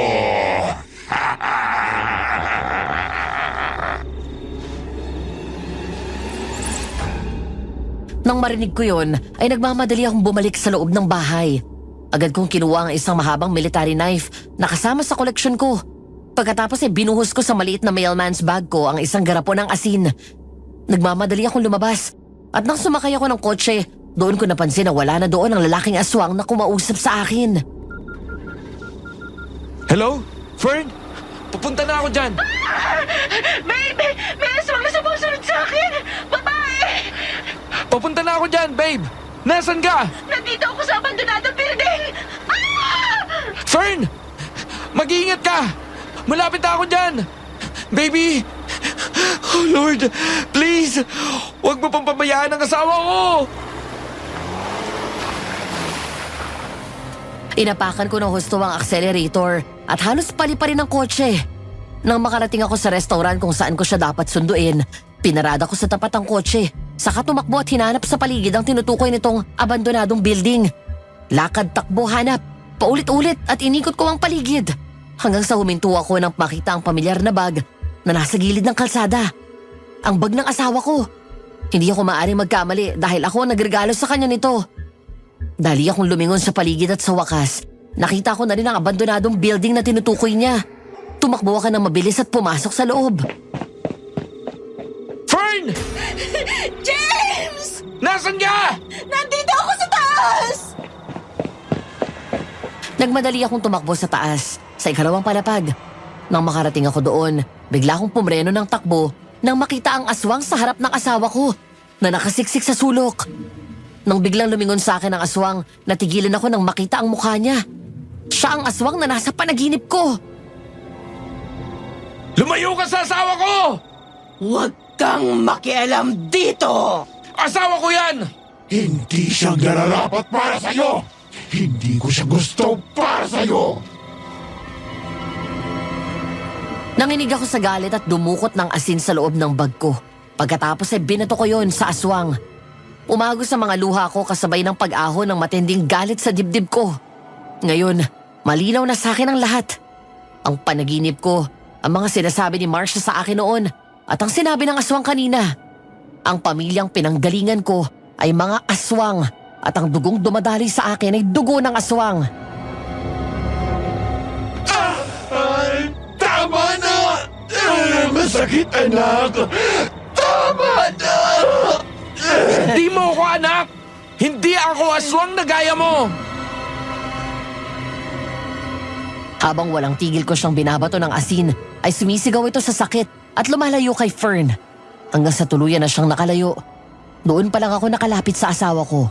Umiiyak sa labis na takot na yumakap siya ng mahigpit sa akin. Sinaktan ka ba niya? Hindi, pero muntikan. Nakatakbo lang ako. Walang giya ka! Wala kang karapatan na saktan ng asawa ko! O kahit sino sa pamilya ko! Ako ang pamilya mo! Kami ang mga kalahi natin at hindi sila! Hindi ako aswang! Hindi ikaw ang pamilya ko! Hindi kayo! Uulitin ko ang sinabi ko sa iyo nung una tayo nagkita. Niluwal mo lang ako pero hanggang doon lang yun. Bukod doon, wala ka nang naging papel sa buhay ko. Babawiin kita! Kung kailangan kong ubusin ang tinatawag mong pamilya, gagawin ko! Bumalik ka lang sa akin! Subukan mo! Dahil hindi ako magdadalawang isip na patayin ka. Pero anak, nanay mo ko! Sa mga mata ko, isa kang aswang. Isang kampo ng demonyo. Yun lang! Talagang matigas ang ulo mo! Kung ganon, ako mismo ang magbabalik sa'yo sa kung ano ka talaga. Pinanganak kang aswang at ipagpapatuloy mo ang lahi natin sa ayaw at sa gusto mo! Magtago ka, bilis! Nang sumugod sa akin ang aswang at mabilis akong tumakbo palayo. Nang talunan niya ako, agad akong nagpadulas kaya halos sumubsob siya sa sahig. Matapos yun, ay agad akong tumakbo palayo. Tinawakan ko ang kamay ni Fern na tumakbo pababa ng hagdan, pero bago pa kami tuluyang makababa, mula sa taas ay biglang tumalon ng aswang at humarang. Hindi ka aalis dito nang hindi ka bumabalik sa dati. Kung alam ko lang nalalasunin ng dalawang yun ang isip mo tungkol sa Diyos na sinasamba mo, hindi ko na hinayaan sana na sila ang magpalaki sa'yo! Hindi! Ngayon, nagpapasalamat pa ako sa'yo. Dahil ninakaw ako sa'yo ng sinasabi mong albularya at sila mami ang nakadampot sa akin. Dahil hindi ko naranasan ang impyernong buhay na gusto mo para sa akin. Hindi tayo magkatulad. At kinasusuklaman ko ang pamilyang pinagmamalaki mo sa akin. Sumael! Kung hindi mo ako susundin, papatayin na lang din kita! Napaatras si Fern at ako naman ay napahiga sa hagdan nang sumugod ang aswang. Saka ko sinakal. Tinaas ko ang kamay ko na may hawak na kutsilyo. Gusto kong isaksak yun sa kanya pero hindi ko magawa. Hanggang sa namalayan ko na lang na umaagos ang luha ko habang mahigpit akong sinasakal. Ano? Hindi mo kaya? Hindi mo ako kayang saktan? Hindi kaya ng konsensya mo dahil kahit anong gawin mo, ako pa rin ang nanay mo at hindi ang babaeng yon! Pagkatapos ko sa'yo, papatayin ko sila! Sinabi ko na sa'yo, kaya kitang patayin basta tungkol sa pamilya ko!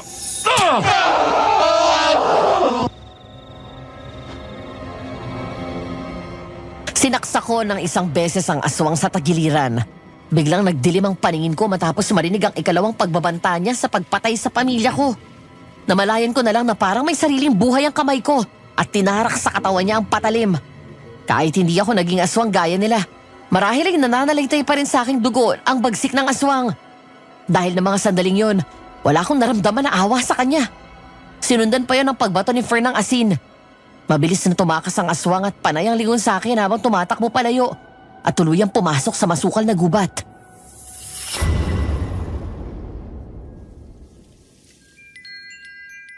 Dahil sa nalaman ko ng gabing yon, pagbalik namin sa bahay ay naging tahimik ako.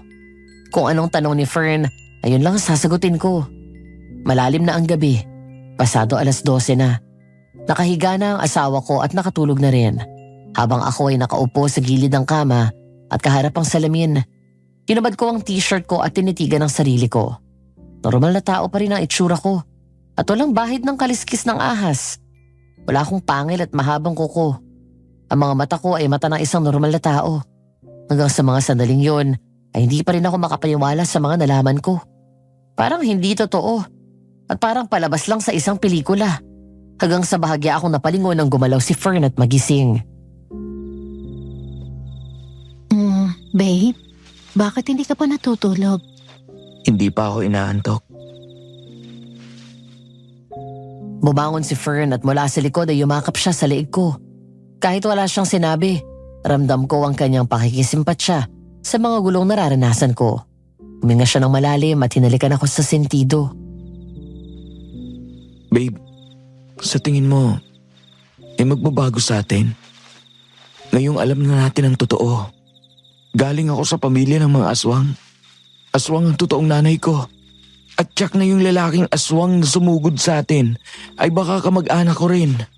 Hindi na ako ang lalaking pinakasalan mo gaya ng naunang inakala mo. Tumingin ka sa akin, babe.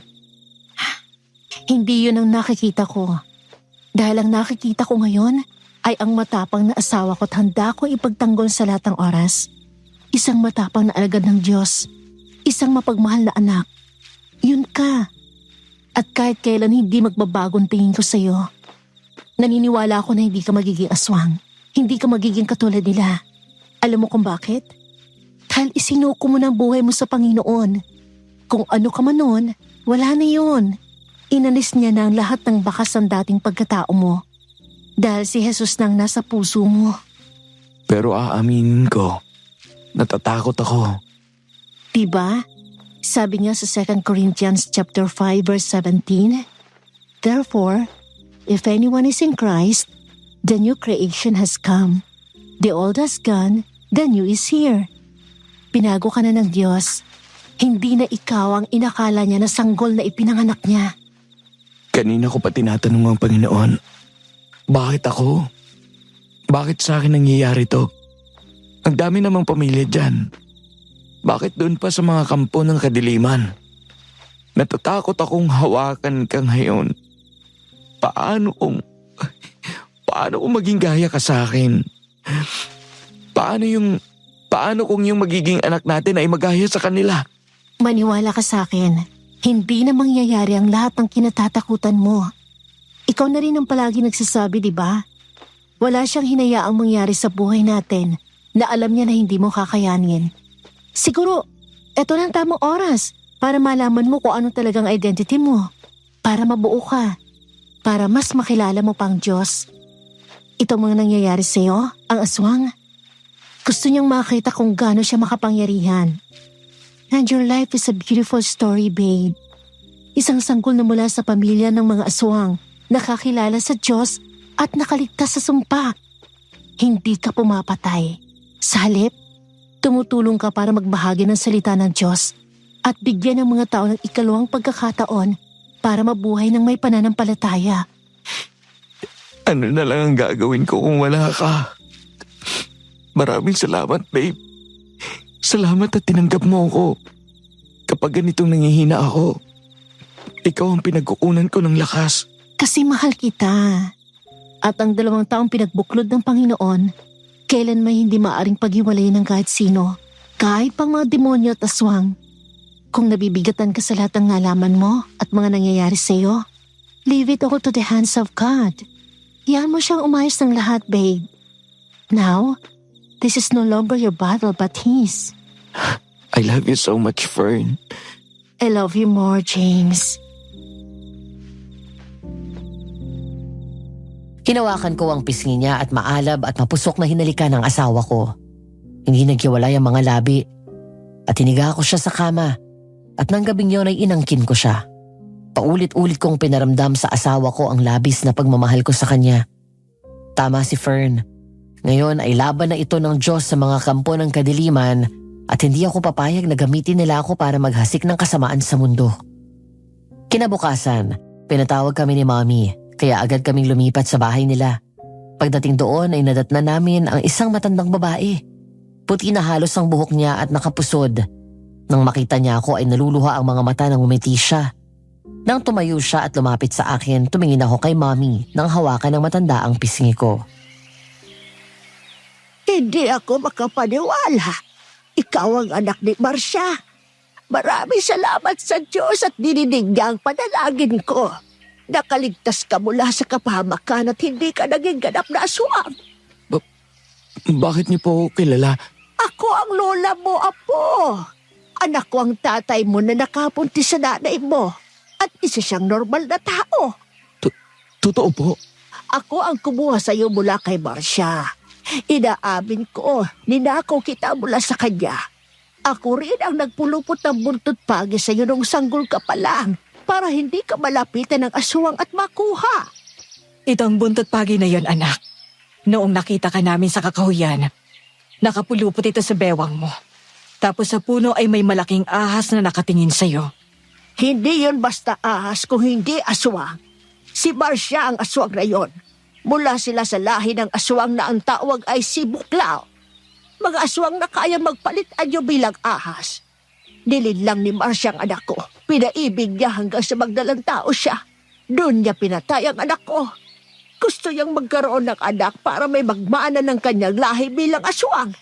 Pero hindi ako pumayag na maging halimaw kagaya niya. Kaya kinuha kita mula sa kanya, Apo. Nang araw na makita ka ni Lynette at Wilson, hinahabol ako ni Marcia noon. Naabutan niya ako at nasakmal sa balikat. Nakita ko ang mga magulang mo doon sa batis. Sinadya ko iwan ka doon para marinig ka nila. Pero siniguro ko na hindi ka malalapitan ni Marcia. Kaya nilagay ko yan sa katawan mo. Buntot pagi? Para saan ba to? Isa yan sa mabisang pag-kontra sa mga aswa. Kapag hawak mo ito, hindi ka nila basta malalapitan. Lalo silang matatakot kapag hinagupit mo sila gamit yan. Lola, maraming salamat po. Ay salamat sa Panginoon at hindi ako nagkamali sa kanila. Tingnan mo ga, gayon ay pastor ka na. Sa susunod, pwede ko bang makita ang picture ng tatay ko? Ay sige, dadalhin ko dito. Manang Hilda, anong gagawin namin? Hindi humihinto si Marcia. Ginugulo niya kami, lalo na si James. Hindi siya titigil hanggat hindi niya nakukuha ang anak ko. Kamatayan. Walang ibang solusyon kung hindi ang mamatay si Marcia. Doon sa isang liblib na baryo sa bayan ng Loboyan. Doon nakatira sila Marcia. Marami na silang pinatay doon. Kinakain nila ang katawan ng mga tao. Kung hindi kita kinuha, Apo, ganun ang mangyayari sa iyo. Mabubuhay ka sa dilim. Wala kang ibang pagkain kung hindi ang dugo at laman ng tao. Pero Lola, paano magagawa ni James yun? Kakayanin niya ba yun? Nanay niya pa rin yun. Nasa iyo na yan, James. Pero tandaan mo, ang nanay mo na nagluwal sa iyo ay hindi tao kung hindi isang aswang. Isang kampo ng kadiliman. Kapag hindi mo nilakasan ang loob mo, makakahanap siya ng pagkakataon. Patuloy na malalagay sa peligro ang buhay ng pamilya mo. Papatayin niya sila. Walang awa ang mga gaya ni Marcia. Lola, may isa pang aswang na minsan sumugod sa bahay at nagtangka akong patayin. Halos pareho sila ng itsura ni Marcia, ng features ng mukha, kapag aswang pero lalaki. Lalaki? Hindi kaya ang kapatid niya. Kapatid? Kaya siguro alam niyang kilos ni Marcia. Hindi ko alam ang pangalan niya. Pero ang narinig ko doon, tinatawag siyang Manolo. Siya ang namumuno sa lahi ng mga si Buklaw. Isa ring mabagsik ang isang yun. Higit siyang malakas dahil malaki siyang lalaki at matikas kahit na may edad na. Sandali lang ho. Sagutin ko lang to. Hello, Toby? Bro, tumawag sa akin si Manong Ted. Si Manong Ted? Bakit daw? Hindi ko maintindihan eh. Basta sabi niya kung gusto mo daw malaman ang tungkol sa nanay mo. Pumunta ka doon sa dati nating hideout. Ted! Teka, pamilyar ang pangalan niya. Ted! Ted! Teddy Manolo! Kilala niyo rin si Manong Ted, Lola? Siya ang sinasabi ko sa iyong kapatid ni Marcia. Po! Ay, di ako maaari magkabali. Isa rin siyang aswang. Ang pinuno ng Sibuklaw na ganid sa posisyon. Lahat ng mga batang lalaki na maaaring pumalit sa kanyang pwesto bilang pinuno ng kanilang lahi ay pinapatay niya. Kaya kanya sinusundan ay para patayin kanya. Pare, kaya mo pa bang lumaban? Oo naman. Samahan mo ako. Teka bro, bagong buhay na tayo. Alam ko, hindi taong papatayin natin kung hindi aswang. Tumingin ako sa labas ng bakuran at nakita ko sa may puno na naroon na naman ang ahas. Alam ko nang si Marcia yun, kaya may naisip ako para matapos na ang lahat ng gulong dala nila sa akin at sa pamilya ko. Babe, anong gagawin mo? Anak, baka mapahamak ka. Kailangang may tumapos ng gulong ito. Hindi sila hihinto hanggat hindi ko hinaharap to. Susunod ako sa iyo, Apo. Natatago ko pa ang mga ibang mabisang pangontra ng aswang. Makakatulong yun sa iyo para matalo mo sila. Salamat, Lola. Pare, maganda ka. Dadaan kita dyan. Babe, please, huwag ka na umalis. Please. Kailangan, Fern. Para sa ikatatahimik ng buhay natin. Pangako, babalik ako sa'yo. Maghintay ka dito. Samahan mo sila, Mami. Nang bumaba kami sa kotse ni Toby, ay sabay kaming lumingon sa isa't isa. Kabaliktaran na inaasahan ko na puno ng mga miyembro ng grupo ni Manong Ted. Walang tao sa labas ng gusali na nakabantay. Sa loob at labas ng gusali ay may mga drum na may naglalagablab na apoy sa loob. Pakiramdam namin ay papasok na yon ang impyerno dahil sa mga naririnig naming mga iyak at daing ng maraming boses. Nang pumasok kami sa bungad pa lang, natigilan na kami at muling umatras nang sumalubong sa amin ang isang nakakakilabot na tagpo. Sa loob ng unang palapag ng gusaling yon ay nagkalat ang katawan ng mga lalaki. Lahat sila ay wakwak ang tiyan at nagkalat ang mga laman at iba't ibang putol na parte ng katawan ng tao. Bukod doon ay halos bumaha ng dugo. Ang iba sa kanila buhay pa. Ang iba naman ay naghihingalo. Diyos ko, ano to? Jack na si Manong Ted ang may gawa nito. Mag-text ka kay Dad. Sabihin mo na tumawag ng mga pulis at papuntahin dito. Picturean mo ang paligid at ipadala mo para ipakita ni Dad at magmadali sila. Okay. Alam kong nariyan na kayo. Huwag kayong matakot. Pumasok kayo.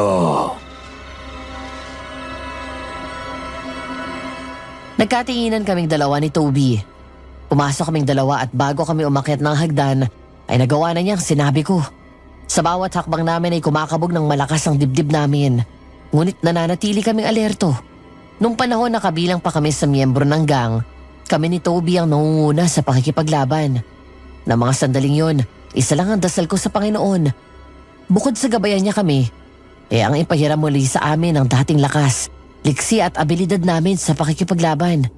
Nang makarating kami sa rooftop ng gusali, naabutan namin si Manong Ted na nakaupo at nakataas ang paa sa mesa habang naninigarilyo. Nakayapak at puro dugo ang talampakan. Nakamaong na pantalon pero walang suot na pangitaas at puro bahid ng dugo ang mukha at dibdib. Sa wakas, narito ka na rin, James. Pamangkin ko. At hindi ko inaasahan na isasama mo si Toby. Manong, alam mo naman kasangga ako ito nung pa. Kaya nang tumiwalag siya sa grupo, ay sumama ka rin. Handa ka na bang mamatay para sa kaibigan mo? Handa akong mamatay para sa Panginoon. Panginoon, Wala dito ang Diyos ninyo. Hindi ko na kailangang itanong. Dahil alam ko na ang totoong pagkatao mo. Ikaw ang pumatay sa mga kasama mo sa ibaba.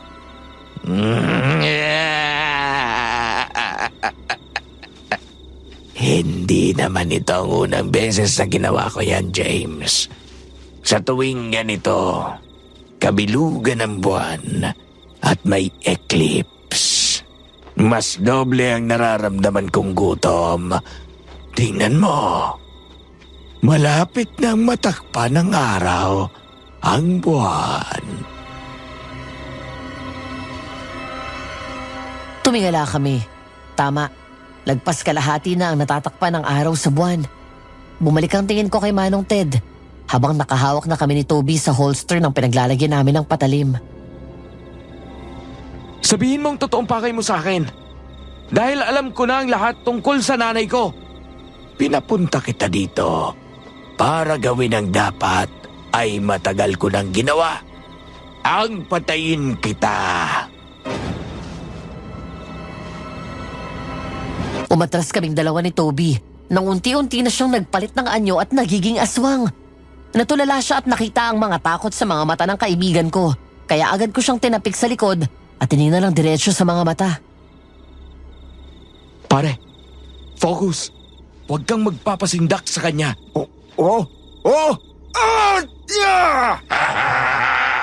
Handa ka na bang makilala ang totoong ama mo sa kabilang buhay? Ang tagal mo kong kasama noon. Madalas nakikitulog pa ako sa'yo. Nasa iyo na ang lahat ng pagkakataon pero bakit mo ako binuhay? Dahil ang sarap mong paglaruan. Ang sarap mong panoorin habang sinisira mo ang buhay mo. Balak na sana kitang tapusin.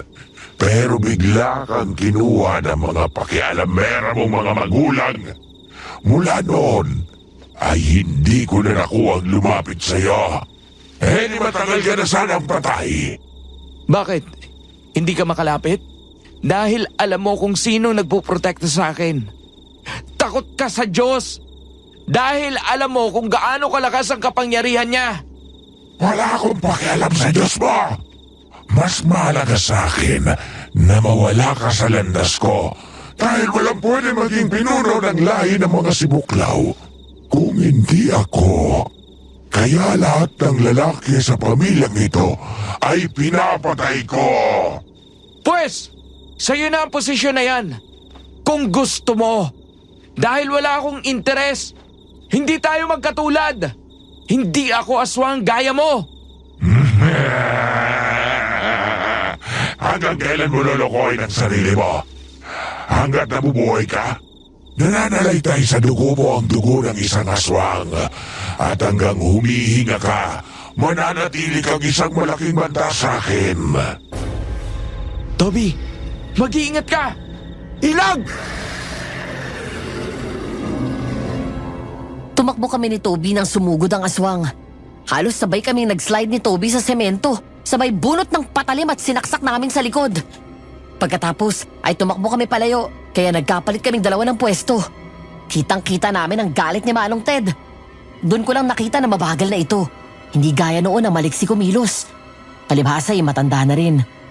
Nang muli siyang sumugod sa amin, ay sinadya naming tumakbo ni Toby sa magkabilang direksyon. Alam ko na akong susundan niya, kaya mabilis siyang bumwelta pabalik. Napahiga ako sa semento nang masunggaban niya ako sa likod at saka ako sinakal sa leeg.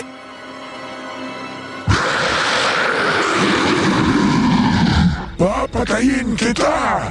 At hindi lang ito dahil sa posisyon ko sa lahi natin. Ito ang ganti ko sa nanay mo. Dahil pinatay niya ang kaisa-isang babaeng mahal ko. Kaya papatayin din kita. Para malaman niya kung gaano kasakit ang mawala ng minamahal.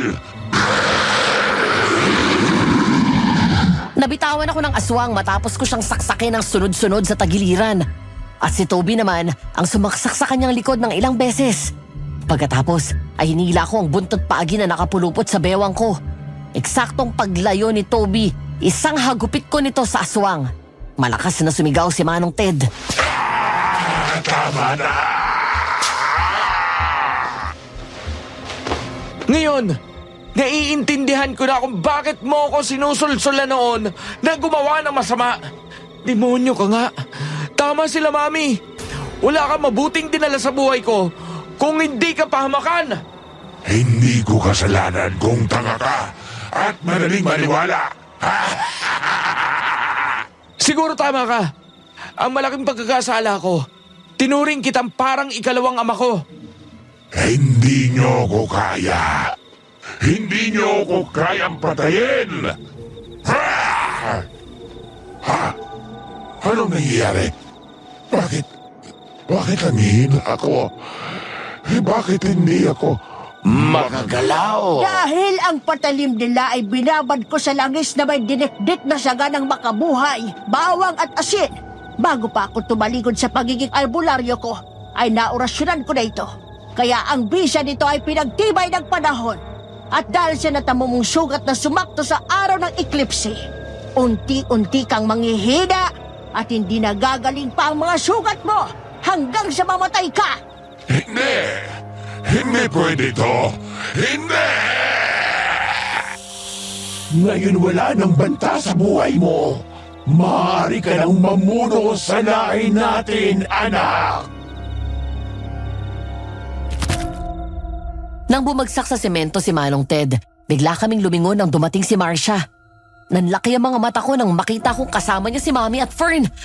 Umiiyak sa takot ang dalawa habang magkayakap at ang matalas na kuko ng aswang ay nakaturo sa kanila. Ang agad ko naalala ay si Dad na hindi kasama ng mga to. Paano nangyari? Nasaan si Dad? Pumunta agad si Dad sa mga polis kasama si Lexie. Pagkatapos niya matanggap yung text ni Toby tapos, bigla na lang siya pumasok sa bahay. Nagbanta na papatayin kami kapag hindi kami sumunod. Anak, huwag mo akong alalahanin. Ang mahalaga ay mailigtas mo ang asawa mo. Bakit mo sila dinamay? Akong kailangan mo, di ba? Dahil sagapan silang dalawa sa akin, anak! Kaya ayaw mong sumama sa akin ay dahil sa kanila! Hindi ako aswang! Hindi ako kailanman magiging aswang! Huwag mong ipilit ang isang bagay na hindi na mangyayari! Hindi mo pwedeng talikuran ang lahi natin! Kung hindi ka ninakaw ng matandang yan, ikaw na sana ang namuno sa lahi natin! Tinulak ni Marcia ang mga babae at agad ko silang nilapitan at tinago sa likod ko. Nagkatinginan kami ng itaas ng aswang ang kamay niya na parang nagdadasal ito. Nang lumingon kami kay Manang Hilda, nakita ko ang pag-aalala niya. Dinadasalan ka niya, James!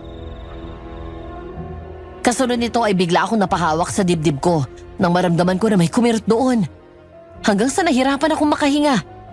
Napaluhod ako kaya nataranta sila. Pakiramdam ko, inaatake ako sa puso. Kasabay nito ay nararamdaman ko ang panlalamig at panginginig ng buong katawan ko. Kasunod ng matinding panunuyo ng lalamunan at bibig ko. James! James, anong nangyayari sa'yo? Anak, anong nangyayari sa'yo? Mami! Hindi! Hindi ako makahinga! Demonyo ka! Anong ginagawa mo sa anak ko? Ibinabalik ko lang kung ano talaga siya. Isang aswang at walang sino man ang makapipigil sa akin. Siya ang magpapatuloy sa lahi ng mga sibuklaw. Hindi demonyo ang anak ko! Anak ko siya at isa siyang aswang. Umihip ang malakas na hangin habang ang araw ay tuluyan ng natakpan ng buwan anumang sandali. Bigla akong napaliyad at tinaas ang kamay ko na parang may inaabot. Liwanag. May bigla akong nakitang liwanag mula sa taas. Hanggang sa marinig ko ang iyak ni Fern at doon ko naramdaman na hinawakan niya ang kamay ko. Habang ang mami ko ay hinawakan ako sa noo kasabay ng pag-agos ng mga luha ko.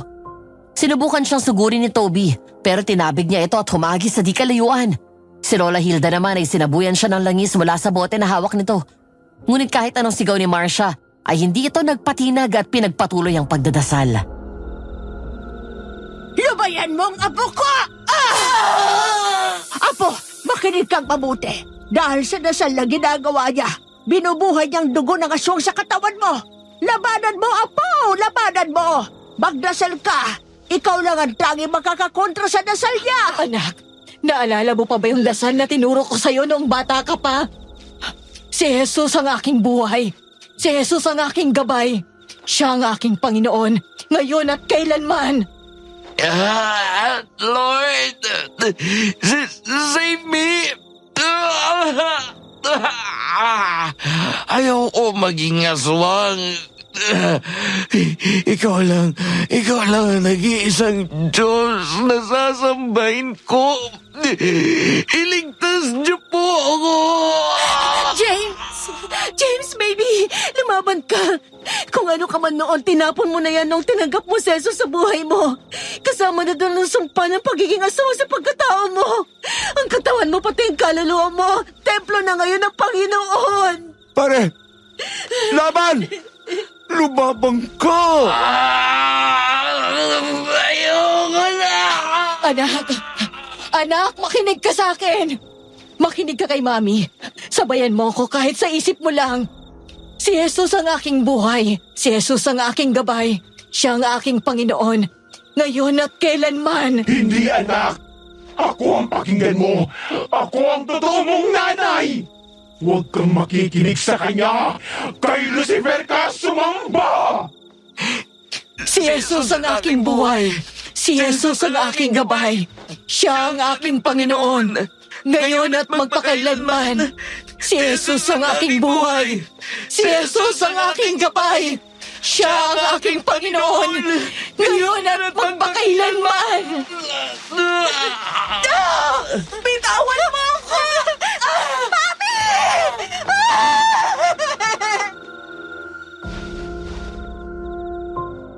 Mula sa likod ay biglang hinablot ni Marcia si Mami at agad na tinaas ang kamay nito.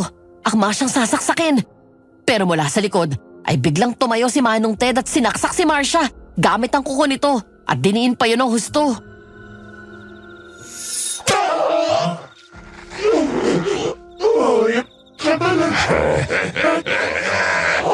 Sa bagay, ikaw naman ang pumatay sa babaeng mahal ko. Kaya ikaw na lang ang sisingilin ko. Hindi mo ako basta mapapatay! Hindi siya! Dahil ako ang papatay sa'yo! Hindi ako papayag na maging katulad mo ang anak ko! Hindi siya aswang! Hindi mo siya pag-aari dahil anak ko siya! Ako ang tunay na nag-aruga at nagmalasakit sa kanya! At ang Panginoon lang ang tanging nagmamay-ari sa kanya! Ha!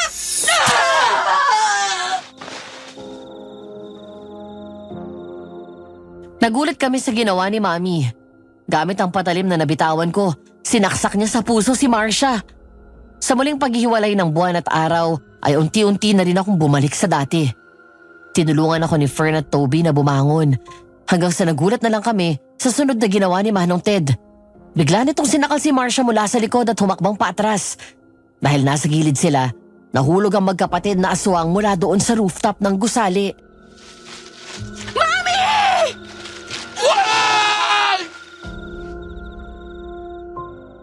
Sa pagtalo ni Manong Ted, kasamang nahila si Mami dahil hawak siya ni Marcia. Hindi ko alam kung saan galing ang lakas ko pero bigla na lang kaming napatayo lahat at hinabol si Mami. Nang sumilip kami, gano'n na lang ang hinga namin ng maluwag nang makitang nakakapit sa nakausling bakal si Mami. Gayon din si Marcia pero hawak siya sa paa ni Manong Ted na nakalambitin. Mami! Anak! Tulungan mo ako! James, anak, tulong! Pakiusap! Tulungan mo ako! Natigilan ako nang lumingon ako kay Marcia. Pagkatapos ay kay Mami. Umagos ang luha ko kasabay ng pag-abot ko sa kamay ni Mami. Katulong si Toby ay hinila namin siya paakyat, sabay atras palayo. Anak, iligtas mo ako! Pakiusap! Patawarin niyo po ako! Anong pakiramdam na mawala na mahal sa buhay? Anong pakiramdam mo na hindi ka kinikilalang ina ng anak mo? Hindi ba masakit? Ngayon, patas na tayo, Marcia. Pinatay mo ang babaeng mahal ko. Nawalan ka naman ng anak. Kaya ngayon, samahan mo ko sa impyerno.